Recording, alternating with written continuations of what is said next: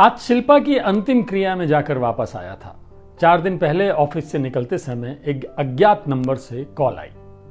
क्या मेरी बात सुलभ अंकल से हो रही है? हाँ, सुलभ बोल रहा हूं। आप कौन? अंकल, मैं नवोदित, आपकी दोस्त शिल्पा मेरी मां थी। मां थी मतलब? अंकल, मां अब नहीं रही। थोड़ी देर पहले वो गुजर गई। कुछ समय से बीमार चल रही थी। अंतिम वक्त में उन्होंने आपकी चर्चा करते हुए कहा था कि उनकी मौत की खबर आपको जरूर दी जाए और आप उनका अंतिम दर्शन कर सके। ये उनकी ख्वाहिश थी। हम कल उनको आपके आने तक रखेंगे। कहते हुए नवोदित की आवाज भर्रा गई। मुंबई 1000 किलोमीटर की दूरी। मैंने फ्लाइट का टिकट निकलवाया और अगली सुबह उस शख्स के अंतिम दर्शन को निकल पड़ा जिससे पहले कभी नहीं मिला था। शिल्पा मेरी फेसबुक फ्रेंड थी। हमारी 4 साल की दोस्ती जो सदा एक दायरे में रही। कभी हमने इस दायरे को पार करने की कोशिश नहीं की। उन 4 सालों में एक खास पीरियड को छोड़कर मेरी उससे बहुत कम बार बातें हुई थी, और वो भी कुछ मिनटों की औपचारिक बातें। यही खास पीरियड हमारी दोस्ती हमेशा के लिए टूटने की वजह भी बना। ये दोस्ती हम दोनों के लिए बेहद खास थी, जिसमें न उम्र का बंधन था और ना ही हमें एक दूसरे के अविवाहित विवाहित होने से कोई फर्क पड़ता था। हमने एक दूसरे को पाने या जिंदगी में कभी मिल पाने की ख्वाहिश ही नहीं पाली थी। बस एक दूसरे को शिद्दत से चाहे जा रहे थे। मैं एक बार उसके शहर से गुजरा, पर जानबूझकर मिलने की कोशिश नहीं की, क्योंकि मैं जानता था कि अगर हम मिलेंगे तो फिर हमारी बेताबी बढ़ेगी। मैं एक बच्चे की मां शिल्पा की शादीशुदा जिंदगी में कोई खलल नहीं डालना चाहता था। पर सच कहते हैं, इश्क पर कोई जोर नहीं चलता, वक्त बहुत बलवान होता है। शादी की जिम्मेदारी से भागने वाला मेरे जैसा इंसान, जो रुचि के साथ 5 साल लिव इन में रहते हुए मानसिक रूप से जुड़ जाने के बाद भी उससे शादी के लिए खुद को तैयार नहीं कर पाया, अब वो अपने से 8 साल बड़ी शिल्पा से शादी के सपने और उसके साथ जिंदगी जीने की ख्वाहिशें पालने लगा था। रुचि के साथ रहते हुए जो करीबी उसके प्रति महसूस करता था, अब वही भाव मेरे मन में 1000 किलोमीटर दूर रहती शिल्पा के लिए पनप चुके थे। हमारे प्यार ने उन सारी बातों को झुठला दिया था जिसमें कहा जाता है कि किसी को बिना देखे प्यार नहीं हो सकता। कौन कहता है कि प्यार बस एक बार होता है? मुझे दूसरी बार प्यार शिल्पा से हो चुका था। मानसिक रूप से मैं शिल्पा के काफी करीब आ चुका था। पूरी तरह अलग अलग सोच रखते हुए भी हम एक दूसरे को समझने लगे थे। कभी कभी 2-3 पंक्तियों का इनबॉक्स चैट शब्द कम होते थे और भाव ज्यादा। इसकी वजह मेरा अंतर्मुखी होना और शिल्पा में पहल करने की हिचक थी। एक बार मैंने उसे आई लव यू भेजा था। उसका जवाब आया, अभी तुम्हें जवाब नहीं देकर तुम्हारे शब्दों में निहित भाव को जीने का जी चाह रहा है। मुझे भी। बस इतना लिखकर मैं लॉग आउट करके बाहर निकल आया, क्योंकि उस वक्त इससे ज्यादा बातें करने की मुझ में हिम्मत नहीं थी। अपने को मजबूत और मस्त मौला मानता मुझ जैसा इंसान अक्सर शिल्पा को सोचकर खुद को कमजोर पाने लगता था। अगर एक बार भी वो खुद मेरे साथ आने की इच्छा जता देती तो शायद मैं हर किसी से लड़कर उसे अपने साथ ले आने की हिम्मत दिखा देता, पर उसकी समझदारी और परिपक्वता उसे ऐसा कभी नहीं करने देगी। यह मुझे भी पता था, और सच तो वही था कि मुझे उसकी यही परिपक्वता भा गई थी। एक बार मैंने उससे पूछा था, शादी से पहले किसी से प्यार हुआ था तुम्हें, या शादी के बाद डायरेक्ट अपने पति से ही प्यार किया? हालांकि ये बात मैंने मजाक में कही थी, लेकिन उसने जवाब बेहद संजीदा होकर दिया था। उसने कहा, शादी के पहले मुझे किसी से प्यार नहीं हुआ, क्योंकि मैं इन सब बातों को बेकार की बातें समझती थी। अगर किसी की तरफ मानसिक झुकाव भी होता तो मैं अपने उस भाव को दफन करने की कोशिश करती, लेकिन इसकी वजह मेरी शराफत नहीं होती, बल्कि लोग क्या सोचेंगे ये भय और हिचक होती। हमारे यहां शादी घर के पुरुष तय करते हैं। आमतौर पर शादी के पहले लड़कियां अपने होने वाले पति को नहीं देखती। अब ये सोच काफी हद तक बदली है, लेकिन मेरी शादी के समय लड़की या लड़के की राय लेना उनके होने वाले जीवन साथी से मिलवाना जरूरी नहीं समझा जाता था। कभी कभी वही सोचती हूं कि इन 15 सालों में लोगों की सोच कितनी बदल गई है।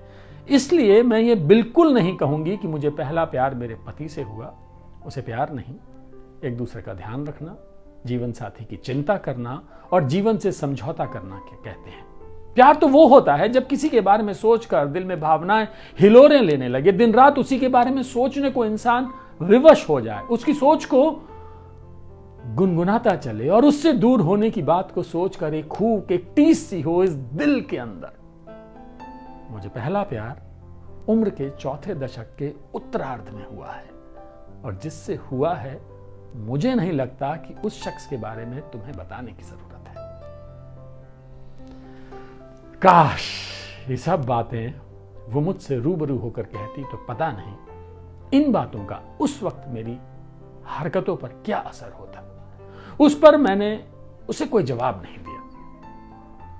उसके लिए मेरे मन के भाव जब इस तरह मेरी सोच पर कब्जा करते तो उस वक्त मुझे कोई जवाब ना देकर उसे अपने साथ जीने की इच्छा होती और लॉग आउट करके मैसेंजर से बाहर निकल जाता था। मुझे लगने लगा था कि अब तक की जिंदगी में सबसे सही फीमेल मुझे अब मिली है। यही है वो शख्स, वो लड़की जो मुझ जैसे अलहदा इंसान को प्यार से संभालकर जिंदगी के प्रति संजीदा बना सकती है। मैं उसके प्रति काफी कमजोर बनता जा रहा था। उसकी पोस्ट पर आते खूबसूरत कमेंट कई बार मुझे टोकने को विवश कर देते और मेरी बात मानकर वो उन कमेंट्स को डिलीट कर देती। जैसे जैसे उसके फॉलोअर्स बढ़ते जा रहे थे और वो लोगों के बीच लोकप्रिय होती जा रही थी, वैसे वैसे उसके मामले में मेरी पुरुषवादी सोच मुझ पर हावी होती जा रही थी। इन्हीं सब वजहों से हम दोनों कई बार एक दूसरे की मित्रता सूची से दूर भी हुए और फिर जुड़ जाते थे। अमित्र होने की स्थिति में भी अगर कभी कोई मैसेज भेजता तो दूसरा उसका एक रिप्लाई जरूर देता। कुछ इस तरह चल रही थी हमारी दोस्ती। पिछले कुछ सालों से हमारे बीच कोई संवाद नहीं हुआ था। अचानक नवोदित का फोन आना, इस खबर ने मुझे झकझोर दिया था। कैसा प्यार था मेरा, अपने ही प्यार का अंतिम दर्शन, जिसका पहला दर्शन मैंने कभी किया ही नहीं। वहां से निकलते वक्त नवोदित ने एक बंद लिफाफा देकर मुझे बोला, मम्मी ने कहा था कि यह आपको दे दो। मैं वो लिफाफा लेकर बालकनी में आ गया। हल्की बूंदाबांदी हो रही थी। शिल्पा का एहसास बूंदाबांदी की शीतलता पर भारी पड़ रहा था और इसका बोझ मेरे दिल को अपने दर्द से सर्द बना रहा था। मैंने लिफाफा खोलकर पत्र पढ़ना शुरू किया। सुलभ, इधर उधर की बातें नहीं करके मैं पहले सीधे मुद्दे की बात पर आती हूं। तुम मुझसे नाराज हो और तुम्हारी नाराजगी जायज है। आखिर तुम्हें आर्थिक मदद की उम्मीद देकर तुमसे वादा खिलाफी जो की है मैं और लोगों की तरह ऐसी स्थिति के लिए मजबूरी को जिम्मेदार नहीं ठहराऊंगी। सच तो यह है कि हमारी 4 साल की दोस्ती में हमने फोन पर 3-4 बार ही बातें की, जबकि उस खास पीरियड 6-7 दिन में हमारी 6-7 बार बातें तो हो ही गई होंगी। हर बातचीत ने मुझे तुम्हारी आर्थिक तंगी की जगह मेरे लिए बेताबी का आभास कराया। ऐसा लगता था कि मेरा यह दोस्त जो पहले यह कहता था कि सच्चे प्यार को मिलने की जरूरत नहीं होती, अब मेरे प्रति जरूरत से ज्यादा आसक्त होता जा रहा है। तुम्हें याद है जब मैंने तुम्हें पैसे लेने के लिए तुम्हें अपने आदमी को मेरे घर भेजने को कहा तो तुम टाल गए। तुमने कहा जब मैं किसी को भेजूंगा तो तुम अपने घर से बाहर आकर उन्हें पैसे देना। उन दिनों तुम्हारी बातें, तुम्हारी बेसब्री तुम्हें पूरी तरह बदला हुआ बता रहे थे। तुम में मुझे मेरा वो सुलभ नजर नहीं आ रहा था जिसने मुझसे प्यार किया था। मुझे ऐसा लग रहा था कि तुम अब मुझे पाना चाहते हो।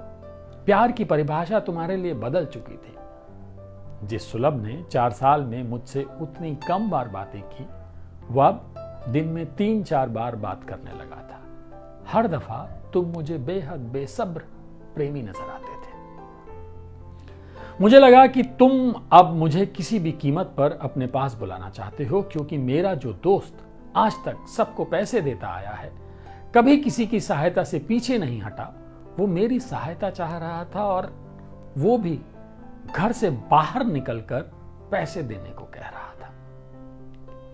अपने प्रेम को पाने की खातिर अगर तुम्हारे भेजे आदमियों द्वारा मैं किडनैप कर ली जाती तो सब मेरे चरित्र पर उंगली उठाते और मेरा प्रेम पवित्र होते हुए भी मैं अपने को बेगुनाह नहीं साबित कर पाती।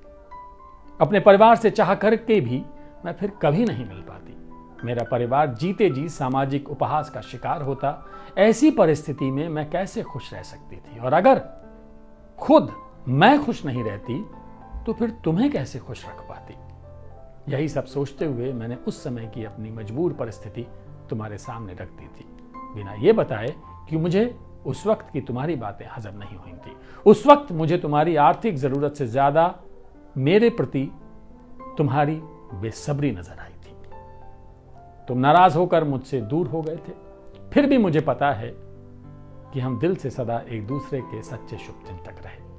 ये पत्र शायद तुम्हें मेरे नहीं रहने के बाद मिले। अगर मेरा अंदेशा गलत हो तो मुझे माफ कर देना। तुम्हारी शिल्पा। उफ, तो ये बात थी तुम्हारे अपने वादे से पीछे हटने की।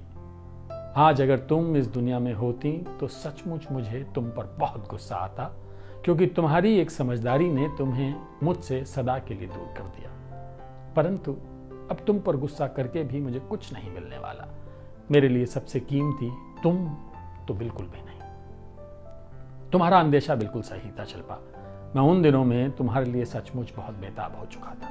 तुम्हें सदा के लिए अपने पास बुलाना चाहता था, परंतु मैं जानता था कि तुम जैसी औरत अपने इस दोस्त के लिए जानबूझकर अपने परिवार को कभी नहीं छोड़ोगी।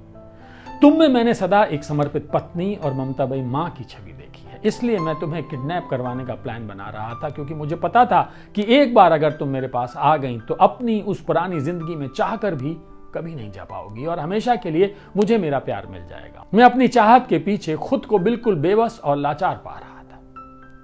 कभी तुमने मुझसे अपने परिवार की शिकायत नहीं की, जबकि अधिकतर महिलाएं शादी के बाद हुए प्रेम की स्थिति में अपने प्रेमी के सामने अपने पति की शिकायतों का पुलिंदा खोल कर बैठ जाती हैं। तुम्हारे अपने परिवार के प्रति समर्पण से मुझे प्यार रहा शिल्पा, और हमेशा रहेगा। तुम जैसी पत्नी बहुत किस्मत वालों को नसीब होती है शिल्पा। मैं तुमसे दूर होते हुए भी तुम्हें अपने बाहुपाश में लेकर जीता था। अब बारिश तेज हो गई है और मौसम ठंडा। तुम्हारे ख्यालों को फिर से जीने की तलब जागी है। आज की रात भादों की छड़ी में दर्द के समंदर में गोते लगाकर तुम्हें नई नवेली दुल्हन बनाकर तुम्हारे साथ जीऊंगा। जिस वक्त ने मुझे मेरी शिल्पा को मेरे पास आने से रोका, आज उसी वक्त को साक्षी बनाकर अपने अरमानों को पूरा करने में कोई कसर नहीं छोड़ूंगा। ये कहानी मीनाक्षी सिंह की है। मीनाक्षी सिंह बिहार के मुजफ्फरपुर से संबंध रखती हैं। ये राजनीतिक विज्ञान से परास्नातक हैं और लेखन की तरफ इनका रुझान किशोरावस्था से रहा। विभिन्न पत्र पत्रिकाओं में इनके आलेख प्रकाशित होते रहे हैं। इनकी लेखनी सच और बेबाकी के खूबसूरत समन्वय के साथ खोखले सामाजिक उसूलों पर करारा प्रहार करती है और इंसानी रिश्तों की मनोवैज्ञानिक परख करते हुए नए सिरे से सोचने को प्रेरित करती है। इनका एक कविता संग्रह बस तुम्हारे लिए प्रकाशित हो चुका है और अब दूसरी किताब मुट्ठी भर आसमान के नाम से कहानी संग्रह के रूप में उपलब्ध है।